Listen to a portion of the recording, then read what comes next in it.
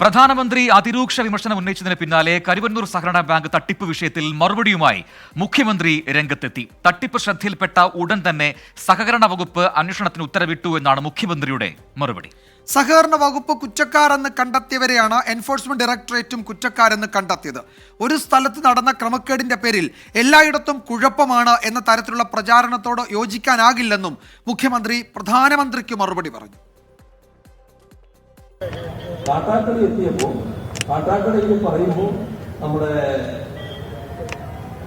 ഇവിടുത്തെ ജില്ലാ സെക്രട്ടറിക്ക് 100 കോടി രൂപയിലധികം സ്വത്തുണ്ട് എന്ന് അവിടെ പറയുകയില്ല. എന്തൊരു പരിഹാസ്യമായ നിലയാണെന്ന് എം വർഗീസ് ശതകോടീശ്വരനായി എന്ന് പറഞ്ഞാൽ അത് പെട്ടെന്ന് തന്നെ നാട്ടിൽ ഇടപോകുന്നതാണോ കരുതുന്നത്? ആ സ്വത്ത് ഏതാ? നമ്മുടെ ബ്രാഞ്ച് ഓഫീസ് മുതൽ ജില്ലാ കമ്മിറ്റി ഓഫീസ് വരെ നാട്ടിലാകെ പരന്നു കിടക്കുന്ന ഒരുപാട് സ്ഥലവും ഓഫീസും ഉണ്ട് പാർട്ടിയുടെ പേരിൽ.